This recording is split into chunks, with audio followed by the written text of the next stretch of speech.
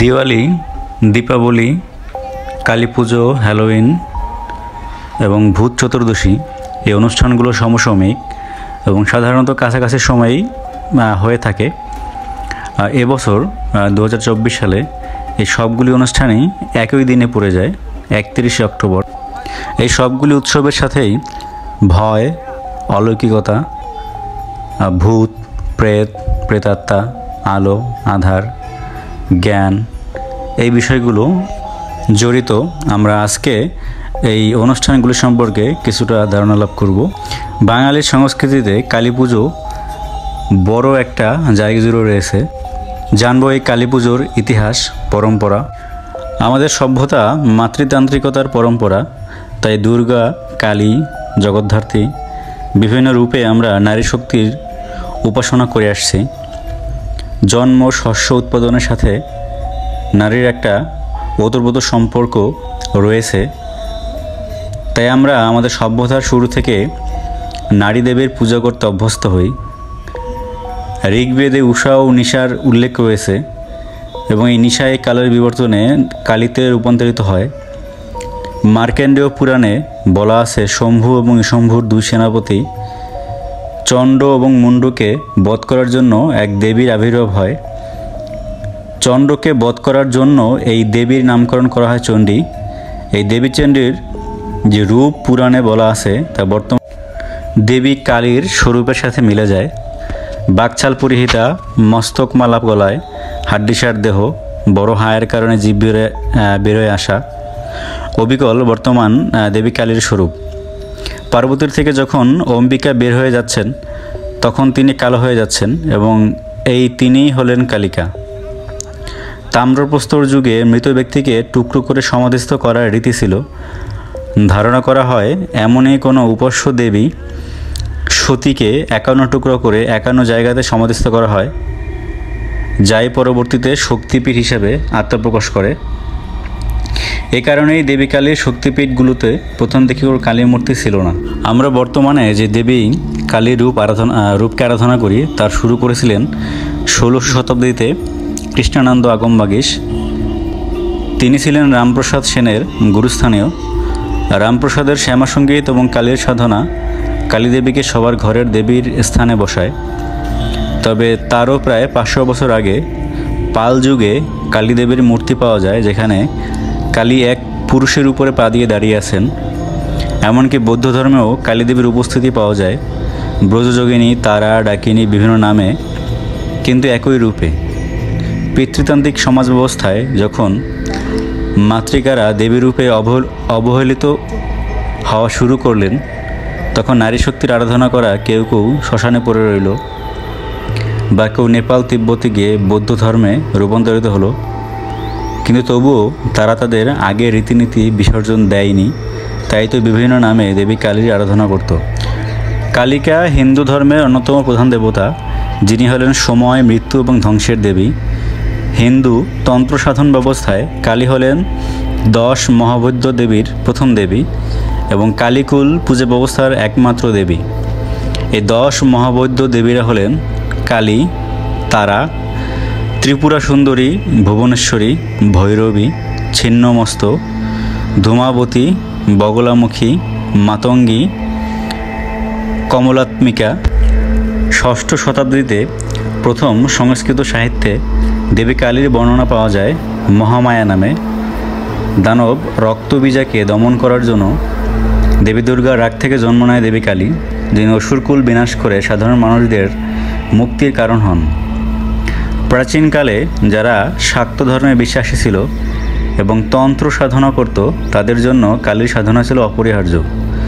যদিও দেবী কালীর অস্তিত্বের প্রথম প্রমাণ পাওয়া যায় অথর্ববেদে, তবুও দেবী কালীর শুরু হয়েছিল তান্ত্রিক এবং নন-ভেদিক দেবী হিসাবে, যার শেকড় রয়েছে প্রাক আর্যদের সময়ে। ধারণা করা হয় পার্বতী তন্ত্র সাধনার সবথেকে শক্তিশালী দেবী, কিন্তু দেবী কালী তন্ত্র সাধনার অধিকাংশ মন্ত্র জুড়ে থাকেন। কমলাকান্ত ভট্টাচার্য এবং রামপ্রসাদ সেন মধ্যযুগে 18 শতাব্দীতে বাংলা ডেভোশনাল সাহিত্যে কালীর সাধনাকে সংযুক্ত করেন। এবং দেবী কালীকে সকলের ঘরের মন্দিরের দেবী হিসেবে প্রতিষ্ঠিত করেন। এর আগে কালী দেবীর আরাধনা এরকম সর্বজন গ্রাহ্য ছিল না। কেবল যারা তন্ত্র সাধনা করতেন তারা দেবী কালীর পূজা এবং আরাধনা করতেন।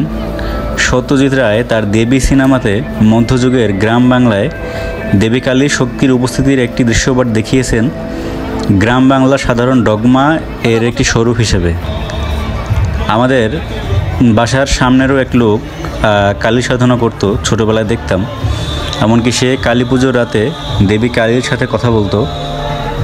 আমি নিজে ছোটোবেলায় সেই কালী পুজো এবং কালীর সাথে কথা বলা দেখে শিহরিত হয়েছি, কিন্তু বড় হওয়ার পরে মনে হয়েছে লোকটা মানসিক রোগী এবং ধূর্ত লোক দেখানো ব্যবসায়ী।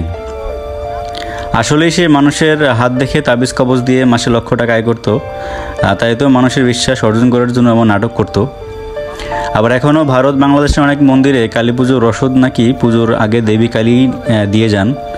এমনকি অনেকে নাকি সাদা শাড়ি পরিহিত কালীকেও দেখতে পান মন্দিরের আশেপাশে মধ্যরাতে। এসবই গ্রামীণ জীবনের ডগমার অন্তর্ভুক্ত। আপনি যখন কোনো বিষয়ে অগাধ বিশ্বাস করবেন তখন তার অস্তিত্ব আপনার চারপাশে দেখতে পাবেন। আমি নিজে ছোটোবেলায় কালী পুজো দেখে মাঝরাতে পরিবারের সদস্যদের সাথে ফেরার সময় কালী দেবীর পিছনে ন্যাংটা পেতনিকে আগুনসহ নারকেল গাছের মাথায় নাচতে দেখে অজ্ঞান হয়ে পড়ে যাই। কারণ আমি তখন অমাবস্যার রাতের ভূত প্রেতে বিশ্বাস করতাম। কিন্তু যখন বড় হলাম তখন বুঝলাম দূরে নদীর চরে ডকে ঝালাই দিলে সেই আলো বড় উঁচু গাছের মাথায় প্রতিফলিত হয়। আমি সেই আলোকে আগুন ভেবে কিছু ন্যাংটা পেতনি কল্পনা করে নিয়েছিলাম। আমার বিশ্বাস সেই কল্পনাকে বেগবান করেছিল। আসলে উৎসব সবার সাথে রং বেরঙে পালন করেছিল, কারণ এতে করে মানুষের মন খুশির স্ফুলিঙ্গে রাঙিয়ে যায়। উৎসবের মাঝে অলৌকিকতা খুঁজতে গেলেই আপনি বিজ্ঞান ভুলে বিভিন্ন ডগমাতে আবদ্ধ হয়ে যাবেন। আর আপনি যতই আলোর উৎসব মহাসমারোহে পালন করেন না কেন, আপনার মস্তিষ্কে ডগমা থাকলে আপনি কখনোই সত্যিকারের আলোর দেখা পাবেন না। ইতিহাস জানা আমাদের সকলেরই উচিত, কেবল জানার জন্য। ইতিহাসকে পুরোপুরি বিশ্বাস করা আমাদের দায়বদ্ধতা নয়। উৎসবের এই সময়টাতে বাঙালিরা কালী পুজোতে মেতে থাকলেও ভারতের অন্যান্য স্টেটের হিন্দুরা দিওয়ালি উৎসব নিয়ে মেতে থাকে। তখন আমরা জানবো এই দিওয়ালি উৎসব আসলে কী। শুধু ভারতেই না, পুরো পৃথিবীর হিন্দুরা এই সময়টাতে দিওয়ালি উদযাপন করে। হিন্দু ধর্মমতে অযোধ্যার রাজা শ্রীরামচন্দ্র 14 বছর বনবাসের পর এবং রাক্ষস রাজা রাবণকে বধ করে অযোধ্যায় ফিরে আসেন। এই দিনে অযোধ্যার জনগণ প্রদীপ জ্বালিয়ে তাকে স্বাগত জানায়। তাই দীপাবলি মূলত শ্রীরামের ফিরে আসার দিন হিসেবে উদযাপিত হয়। ধ্যান ও আধ্যাত্মিকতার গুরুত্ব দীপাবলিতে আলো জ্বালানো মানে নিজের মধ্যে জ্ঞান ও আধ্যাত্মিকতার আলো ছড়িয়ে দেয়া। এটি ব্যক্তির মধ্যে অন্ধকার দূর করে আলোর পথে এগিয়ে নিয়ে যাওয়ার প্রতীক। এই কারণগুলো মিলিয়ে দীপাবলি অন্ধকার থেকে আলো, অজ্ঞতা থেকে জ্ঞান, অশুভ থেকে শুভর দিকে এগিয়ে যাওয়ার বার্তা বহন করে। ভারতে দিওয়ালি উপলক্ষে বিভিন্ন প্রদেশে বিভিন্ন রকম উৎসব পালিত হয় এবং প্রতিটি অঞ্চলে দিওয়ালির আলাদা আলাদা রীতি ও ঐতিহ্য রয়েছে। নিচে এর কিছু উল্লেখযোগ্য উদাহরণ দেওয়া হলো। যেমন দিওয়ালি উত্তর ভারতে দীপাবলিকে বলা হয় দিওয়ালি। এখানে এটি মূলত রামচন্দ্রের অযোধ্যায় ফেরার ঘটনাকে স্মরণ করে পালিত হয়। হিন্দু পুরাণ অনুসারে রামচন্দ্র 14 বছর বনবাস কাটিয়ে অযোধ্যায় ফিরে আসেন এবং তার আগমনে অযোধ্যাবাসী পুরো শহর প্রদীপ জ্বালিয়ে সাজিয়ে রাখে। এই অঞ্চলে এই উপলক্ষে লক্ষ্মী ও গণেশের পূজা করা হয়, কারণ লক্ষ্মী দেবী ধন সম্পদের প্রতীক এবং গণেশ দেবতা শুভ কাজের প্রতীক। এরপরে কালী পুজো সাধারণত পশ্চিমবঙ্গ, বাংলাদেশ, উড়িষ্যা, আসাম এই অঞ্চলে বেশি করা হয়। এই অঞ্চলে মা কালীকে পুজো করা হয়, যিনি শক্তি এবং সংহারকারিণী দেবী। ভক্তরা মা কালীকে ধূপ, মোমবাতি, প্রসাদ দিয়ে পুজো করেন এবং গভীর রাতে তার আরাধনা করা হয়। এই উৎসবকে ঘিরে সারা রাজ্য জুড়ে আতশবাজি, প্রদীপ এবং আলো দিয়ে সাজানো হয়। ভাইদুজ বা ভাইফোঁটা উত্তর পশ্চিম ভারত। দিওয়ালির পরে ভাইদুজ পালন করা হয়। এটি ভাই বোনের সম্পর্ককে উদযাপন করার উৎসব। ভাই বোনেরা একে অপরকে তিলক দেয় এবং মিষ্টি দিয়ে শুভেচ্ছা জানায়। ভাইদুজে বোনেরা তাদের ভাইদের দীর্ঘায়ু ও মঙ্গল কামনা করেন। ধনতেরাস উত্তর ও পশ্চিম ভারত। দিওয়ালির 2 দিন আগে ধনতেরাস পালন করা হয়, যা মূলত দেবী লক্ষ্মী এবং দেবী ধন্বন্তরীর পুজো করা হয়। এই দিনে ধাতব জিনিস কেনাকে শুভ মনে করা হয়, বিশেষত সোনা ও রূপোর সামগ্রী কেনা হয়। গুজরাটে নূতন বর্ষ উদযাপন। গুজরাটের দীপাবলির দিনটি নূতন বছরের সূচনা হিসেবে পালন করা হয়, যাকে নূতন বরষ বা গুজরাটি নববর্ষ বলা হয়।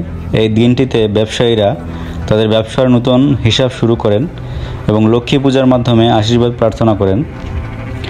গোবর্ধন পূজা উত্তর ভারত। দীপাবলির পরের দিন গোবর্ধন পূজা পালন করা হয়। ভগবান কৃষ্ণের গোবর্ধন পাহাড় উত্তোলনের কাহিনী এই উৎসবের সঙ্গে জড়িত। কৃষ্ণ ভক্তদেরকে প্রকৃতি এবং গবাদি পশু রক্ষার গুরুত্ব বোঝানোর জন্য গোবর্ধন পূজা করানো হয়। সন্ধ্যা দীপাবলি দক্ষিণ ভারত। দক্ষিণ ভারতে দীপাবলি একটু ভিন্নভাবে পালিত হয় এবং একে সন্ধ্যা দীপাবলি বা নরক চতুর্দশী বলা হয়। এখানে এটি কৃষ্ণের নরকাসুরকে বধ করার কাহিনীর স্মরণে পালিত হয়। দক্ষিণ ভারতে ভোরে স্নান করা হয় এবং মন্দিরে গিয়ে পূজা করা হয়। আতশবাজি এবং মিষ্টি বিনিময়ের মাধ্যমে ওই দিন উদযাপন করা হয়। সুখ সমৃদ্ধির দীপাবলি মহারাষ্ট্র। মহারাষ্ট্রে দীপাবলি বিশেষ রীতিতে পালিত হয়। এখানে ধনতেরাস থেকে ভাই দুজ পর্যন্ত 5 দিন ব্যাপী উৎসব পালন করা হয়। মহারাষ্ট্রে এই সময় বিশেষ খাবার যেমন পোহা ও মিষ্টির ব্যবস্থা থাকে। স্কন্দ ষষ্ঠী বা কুমার উৎসব তামিলনাড়ু। তামিলনাড়ুতে দীপাবলির পাশাপাশি কার্তিক মাসে স্কন্দ ষষ্ঠী উৎসব পালন করা হয়, যা দেবতা কার্তিক পূজার জন্য বিখ্যাত। এটি দীপাবলির সময়কালে বিশেষ তাৎপর্য বহন করে। এইভাবে দীপাবলি ভারতের বিভিন্ন রাজ্যে বিভিন্ন রূপে উদযাপিত হয় এবং প্রতিটি অঞ্চলে উৎসবের সাথে নিজস্ব সংস্কৃতি ঐতিহ্য যুক্ত থাকে। দিওয়ালি একটি গ্লোবাল উৎসব যেটি পুরো পৃথিবীর মানুষ মিলে উদযাপন করে। অন্ধকারের বিপরীতে আলো, অজ্ঞানের বিপরীতে জ্ঞান, এই হিসাবে দিওয়ালি হলো আলোর উৎসব, যে আলোর উৎসবে মেতে ওঠে পুরো বিশ্ববাসী। আতশবাজি, রং বেরঙের লাইট, মিষ্টি মুখ, সবার সাথে একসাথে মিলিত হওয়া, এরই নাম দিওয়ালি। সাধারণত দিওয়ালির এই দিনে, যেটাকে বাংলায় দীপাবলি বলা হয়, সবাই চেষ্টা করে তাদের ঘর বাড়ি সারাউন্ডিংস মোমবাতি বা প্রদীপ দিয়ে সাজাতে। আমরা নিজেরাও ছোটোবেলায় এটা করতাম এবং এই যে এক উৎসব যা মনের মধ্যে আলাদা একটা রঙে দোলা দিয়ে যায়। এই সময়টায় আরেকটি অনুষ্ঠান অনুষ্ঠিত হয় ভূত চতুর্দশী নামে। ভারতীয় বাংলা সাহিত্যে এবং ভারতীয় অলৌকিক সাধনায় এই অনুষ্ঠানটি আলাদা একটি গুরুত্ব বহন করে। ভূত চতুর্দশী হলো একটি বার্ষিক হিন্দু উৎসব যা দীপাবলির 5 দিনব্যাপী উৎসবের দ্বিতীয় দিন। এটি হিন্দু পঞ্জিকার কার্তিক মাসের কৃষ্ণপক্ষের চতুর্দশী তিথিতে অনুষ্ঠিত হয়ে থাকে। পশ্চিম ও দক্ষিণ ভারতে এই তিথিটি নরক চতুর্দশী নামে পরিচিত। এছাড়াও কোথাও কোথাও ছোট দিওয়ালি, রূপ চৌদাস, নরকা চৌদাস, রূপ চতুর্দশী বা নরক পূজা নামেও পরিচিত।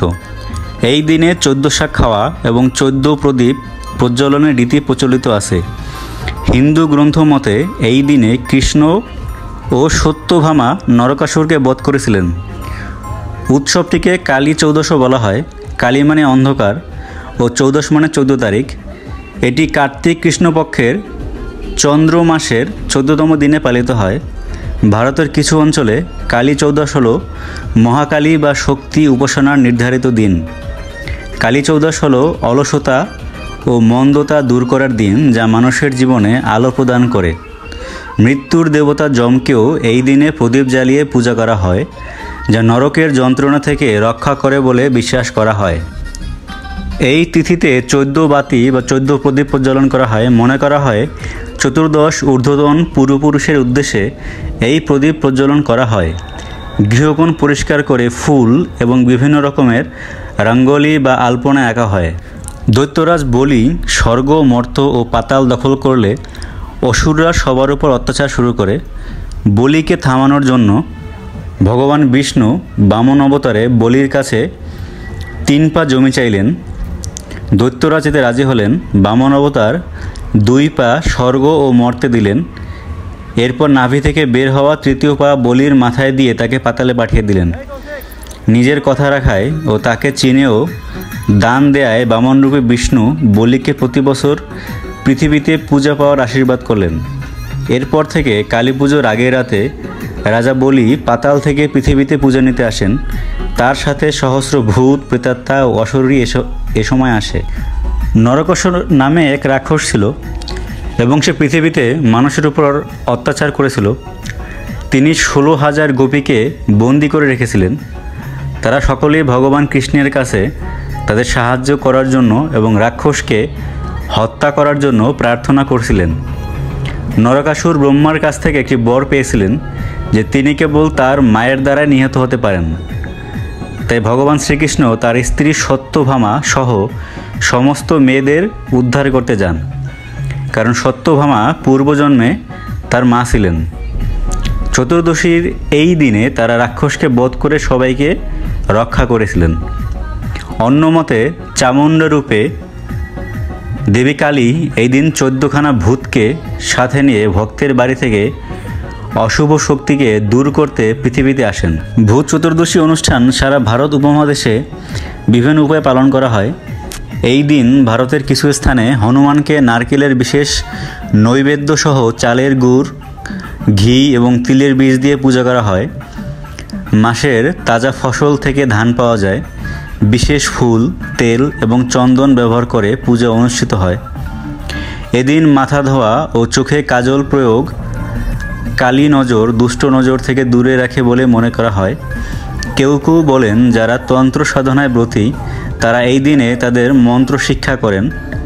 বিকল্পভাবে লোকেরা যেখান থেকে এসেছে সেখানে নিরেট স্থানীয়ভাবে নিবেদন করে। অশুভ আত্মাকে তাড়ানোর জন্য এই দেবীকে তাদের কুলদেবী বলা হয়। কিছু পরিবার এই দিনই তাদের পূর্বপুরুষদের খাদ্য প্রদান করে। দীপাবলির দ্বিতীয় দিনটি রাজস্থান এবং গুজরাটে কালী চৌদাস নামে পরিচিত। এই দিন হিন্দু ধর্মাবলম্বীরা স্বাভাবিকের থেকে আগে ঘুম থেকে উঠে পুরুষরা স্নানের পূর্বে তাদের শরীরে সুগন্ধি তেল মালিশ করে, পরে পরিষ্কার কাপড় পরিধান করে আত্মীয় স্বজন ও বন্ধুদের সাথে একটি বড় প্রাতরাশ উপভোগ করা হয়। সন্ধ্যায় আতশবাজি দিয়ে উদযাপন করা হয়। দুপুরের খাবারের অংশ হিসেবে বিশেষ মিষ্টি পরিবেশন করা হয়।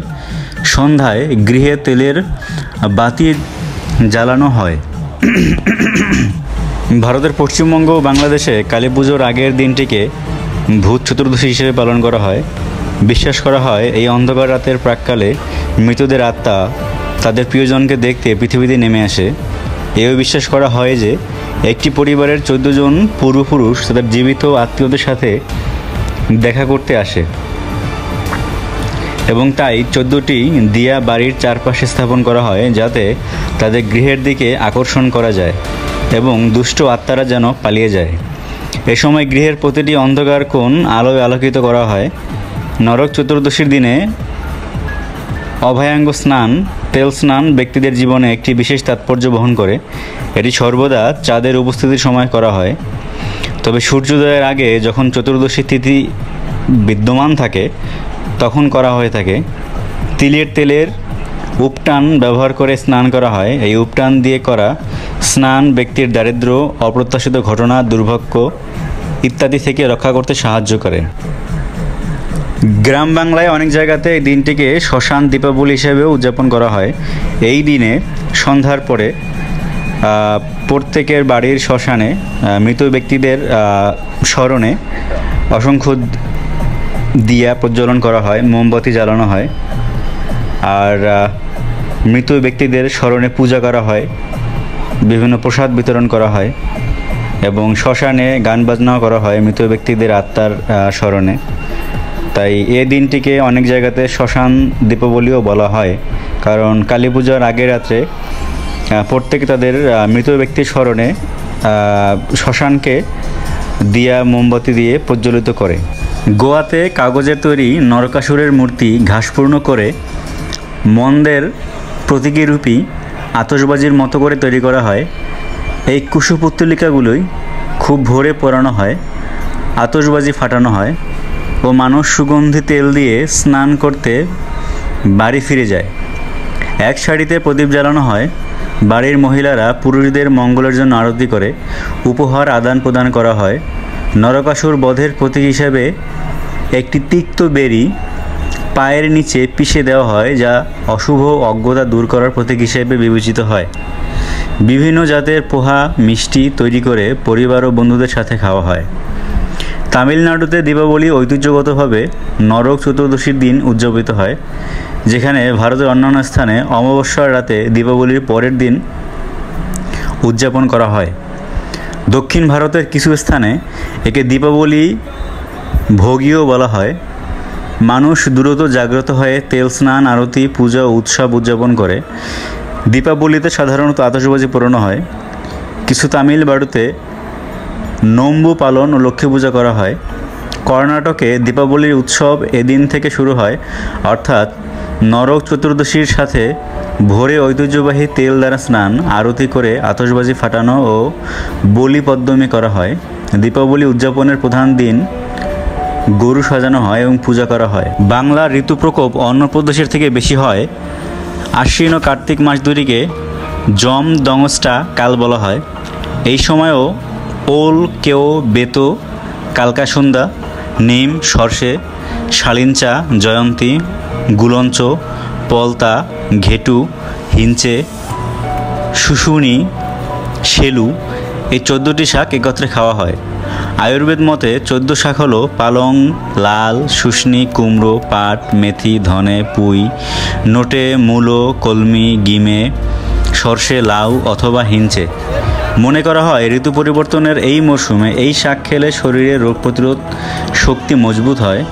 আপনি বিশ্বাস করুন বা নাই করুন, মানুন বা নাই মানুন, সংস্কৃতি অস্বীকার করার শক্তি আমাদের কারোরই নেই। তাই বাঙালি হিসেবে বাঙালির চিরাচরিত সংস্কৃতি, রীতিনীতি পালন করতে আমাদেরকে একত্রিত হতে হয়, ছুটে যেতে হয়, নিজেদের বিশ্বাসকে ভাঙতে হয় এবং এরই মাঝে আমরা খুঁজে পাই জীবনের প্রশান্তি, সুখ। অলৌকিকতার অস্তিত্বহীনতার হাজারো প্রমাণ আপনার হাতে থাকবে, কিন্তু তবুও আপনি নিজেকে ঘরে বন্দি করে রাখতে পারবেন না।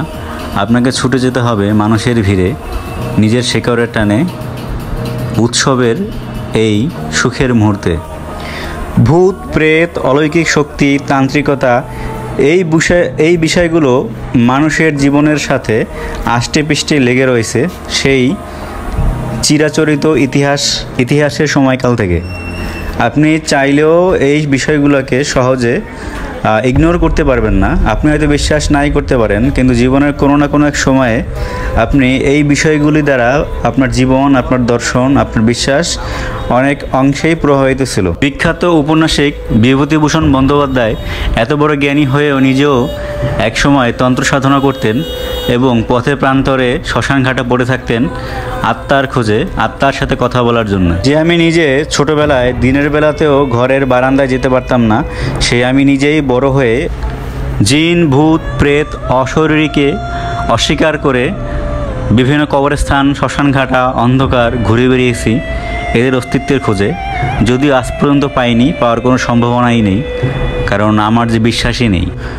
যাই হোক, বাঙালির জীবন ভূতের গল্প ছাড়া অসম্পূর্ণ, এটা মানতেই হবে। সবসময় নিজের সাথে আলো রাখবেন এবং যা দেখবেন তার কারণ খুঁজে বার করতে চাইবেন, স্পষ্ট করে জানতে চাইবেন কি দেখছেন এবং সবসময় বিশ্বাস রাখবেন যে ভূত বলতে কোনো কিছু নেই, সব আপনার মনের দুর্বলতা, দুর্বল চিন্তা শক্তি। আলামত পেলে সাথে অন্য কাউকে রাখুন এবং মনোবল বাড়াবার জন্য উচ্চস্বরে গালিগালাজ করতে পারেন। ভূতের গল্প সিনেমা বানানো ও সাহিত্য রচনার জন্যই উত্তম। ভূত বলতে কিছুই নেই।